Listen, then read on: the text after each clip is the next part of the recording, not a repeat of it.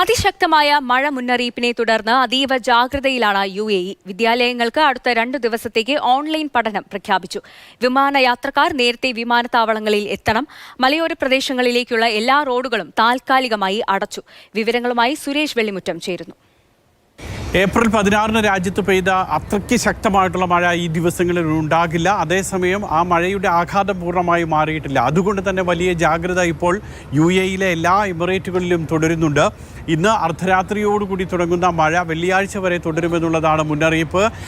Align, Abu Dhabi തുടങ്ങിയിട്ടുള്ള ഭാഗങ്ങളിൽ നിന്നും വന്ന് Dubai, Sharjah, Ajman, Umm al Quwain, Ras al Khaimah, Fujairah എല്ലായിടത്തും മഴ ഉണ്ടാകുമെന്നുള്ളതാണ് മുന്നറിയിപ്പ്. അതിനനുസരിച്ച് വലിയ ജാഗ്രത രാജ്യത്ത് തുടരുന്നുണ്ട്. ആദ്യം സ്കൂളുകളുടെ, വിദ്യാലയങ്ങളുടെ പഠനം അത് പൂർണ്ണമായും വ്യാഴം വെള്ളി ദിവസങ്ങളിൽ ഓൺലൈനിലേക്ക് മാറ്റിയിട്ടുണ്ട്. അതോടൊപ്പം സർക്കാർ ഓഫീസുകളുടെ പ്രവർത്തനം അതും പൂർണ്ണമായും വർക്ക് ഫ്രം ഹോമിലേക്ക് മാറാനുള്ള നിർദ്ദേശം നൽകിയിട്ടുണ്ട്. സ്വകാര്യ മേഖലയെ സംബന്ധിച്ചിടത്തോളം സ്വകാര്യ മേഖലയിൽ ജോലി ചെയ്യുന്നവർക്ക് വർക്ക് ഫ്രം ഹോം അനുവദിക്കണം. അത് അതത് സ്ഥാപനങ്ങൾക്ക് തീരുമാനിക്കാമെന്നുള്ളതാണ് നിർദ്ദേശത്തിൽ പറയുന്നത്. ദുബായ് മെട്രോ കൂടുതൽ സമയം സർവീസ് നടത്തും. സാധാരണ 12 മണിവരെ, രാത്രി 12 മണിവരെയുള്ള സർവീസ് പുലർച്ചെ 5 മണിവരെയിലേക്ക് ഈ ദിവസങ്ങളിൽ നീട്ടിയിട്ടുണ്ട്.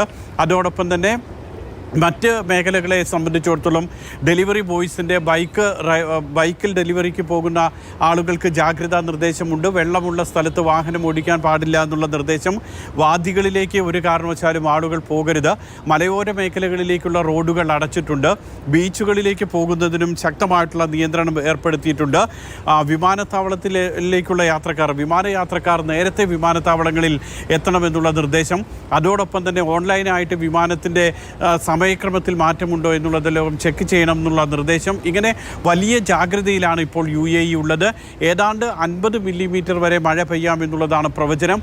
അതുകൊണ്ട് തന്നെ വലിയ ജാഗ്രതയിൽ, വലിയ മുന്നൊരുക്കത്തിലാണ് ഇപ്പോൾ UAE.